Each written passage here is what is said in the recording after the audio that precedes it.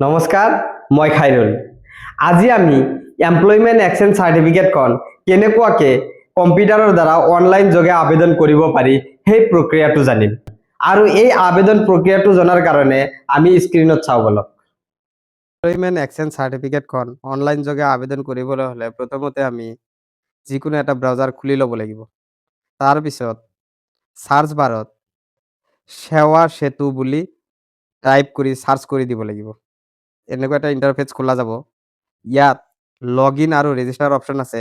ইয়াত ক্লিক কৰি দিয়াৰ লগে লগে আৰু এই চিটিজেন অপশ্যনত ক্লিক কৰি দিব লাগিব। তাৰপিছত এনেকুৱা এটা ইণ্টাৰফেচ আহি যাব। ইয়াত নিউ ৰেজিষ্ট্ৰেশ্যন কৰাৰ কাৰণে নিউ ইউজাৰত ক্লিক কৰি দিব লাগিব। তাৰপিছত এনেকুৱা ইণ্টাৰফেচ খোলা যাব। ইয়াত মোবাইল নাম্বাৰটো এণ্ট্ৰি কৰি গেট OTPত ক্লিক কৰি দিব লাগিব। তাৰপিছত আপোনাৰ মোবাইলত এটা OTP যাব। OTPটো ইয়াত এণ্টাৰ কৰি ভেৰিফাই OTPত ক্লিক কৰি দিব লাগিব। তাৰপিছত ইয়াত আপোনাৰ নামটো বহাই দিলেও হ'ব। তাৰপিছত জেণ্ডাৰটো চিলেক্ট কৰিব লাগিব। তাৰপিছত ডেট অফ বাৰ্থটো এণ্ট্ৰি কৰি দিব লাগিব। পাৰ্চনেল মেছেজত এটা নাম্বাৰ বহাই দিব। তাৰপিছত ইউজাৰ নেম এটা ক্ৰিয়েট কৰি দিব লাগিব। তাৰপিছত ইয়াত এটা পাছৱৰ্ড ক্ৰিয়েট কৰি দিব লাগিব। পাছৱৰ্ডটো ইয়াত ৰিএণ্টাৰ কৰি দিব লাগিব। তাৰপিছত চেক বক্সত ক্লিক কৰি চাইন আপ কৰি একচেপ্টত ক্লিক কৰি দিব লাগিব। তাৰপিছত ইয়াত এলাউ অপশ্যনত ক্লিক কৰি দিব লাগিব। তাৰপিছত প্ৰচিড অপশ্যনত ক্লিক কৰি দিব লাগিব। তাৰপিছত এই চেক বক্সত টিক কৰি দিব লাগিব আৰু এলাউ অপশ্যনত ক্লিক কৰি দিব লাগিব। কণ্টিনিউছত ক্লিক কৰি দিব লাগিব।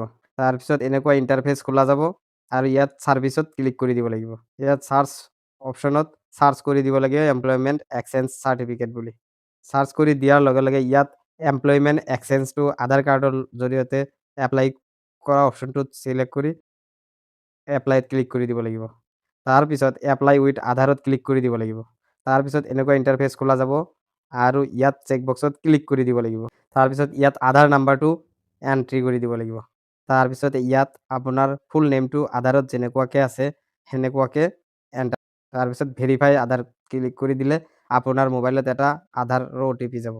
আধাৰৰ OTPটো ইয়াত বহাই ভেৰিফাই অপশ্যনত ক্লিক কৰি দিব লাগিব। তাৰপিছত এনেকুৱা ইণ্টাৰফেচ খোলা যাব।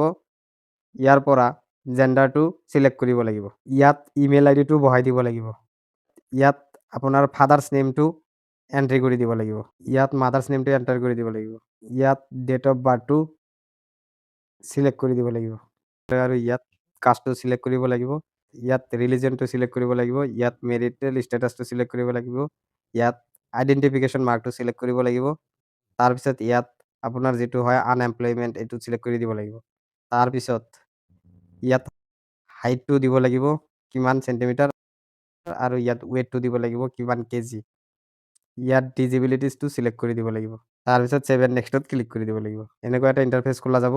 এই ফৰ্মটো ফিল আপ কৰাৰ পিছত ছেভ এণ্ড নেক্সটত ক্লিক কৰি দিব। তাৰপিছত ইয়াত এটা ইণ্টাৰফেচ খোলা যাব আৰু আপোনাৰ ইমেইলত এটা OTP যাব। OTPটো এণ্টাৰ কৰি ভেৰিফাই OTPত ক্লিক কৰি দিব। তাৰপিছত ইয়াত কোৱালিফিকেশ্যন কি হয় সেইটো দি দিব। তাৰপিছত আপোনাৰ কোৱালিফিকেশ্যনখিনি ইয়াত বহুৱাই চাৰ্টিফিকেট আৰু মাৰ্কশ্বিটসমূহ আপলোড কৰি দিব লাগিব। তাৰপিছত ছেভ এণ্ড নেক্সটত ক্লিক কৰি দিব লাগিব। তাৰপিছত এনেকুৱা ইণ্টাৰফেচ খোলা যাব আৰু ইয়াত আপোনাৰ লেংগুৱেজ কি হয় সেই লেংগুৱেজখিনি চিলেক্ট কৰি দিব লাগিব। ছেভ এণ্ড নেক্সটত ক্লিক কৰি দিব। তাৰপিছত ইয়াত কোনটো ডিষ্ট্ৰিক্টৰ এমপ্লয়মেণ্ট এক্সচেঞ্জ অফিচ হয় সেইটো চিলেক্ট কৰিব লাগিব আৰু ছেভ এণ্ড নেক্সটত ক্লিক কৰিব লাগিব। তাৰপিছত ইয়াত ডকুমেণ্টছখিনি আপলোড কৰি দিব লাগিব। ইয়াত ডকুমেণ্টছখিনি আপলোড কৰি চেক বক্সত ক্লিক কৰি ছেভ এণ্ড নেক্সটত ক্লিক কৰি দিব লাগিব। তাৰপিছত এনেকুৱা এটা ইণ্টাৰফেচ খোলা যাব এপ্লিকেশ্যন প্ৰিভিউৰ কাৰণে। ইয়াত আপোনাৰ এপ্লিকেশ্যনৰ গোটেইখিনি ডাটাত শ্ব' কৰিব। তাৰপিছত মেক পে'মেণ্টত ক্লিক কৰি দিব লাগিব। তাৰপিছত পে' নাওত ক্লিক কৰি দিব লাগিব। তাৰপিছত এনেকুৱা ইণ্টাৰফেচ খোলা যাব। ইয়াত পে'মেণ্ট গেটৱেত ক্লিক কৰি পে'মেণ্টটো দিব লাগিব। পে'মেণ্ট ছাকচেছ হোৱাৰ পিছত এনেকুৱা এটা অপশ্যন আহিব আৰু ইয়াত ষ্টাৰত ক্লিক কৰি ইয়াত এটা গুড বুলি লিখি ছাবমিট কৰি দিব লাগিব। তাৰপিছত এনেকুৱা এটা ইণ্টাৰফেচ খোলা যাব আৰু তলত ডাউনলোড চাৰ্টিফিকেট বুলি এটা অপশ্যন আছে। ইয়াত ক্লিক কৰি চাৰ্টিফিকেটটো ডাউনলোড কৰি ল'ব। তো এমপ্লয়মেণ্ট এক্সচেঞ্জ চাৰ্টিফিকেটখন কেনেকুৱাকৈ অনলাইন যোগে আবেদন কৰিব পাৰি সেইটো আমি জানিলোঁ।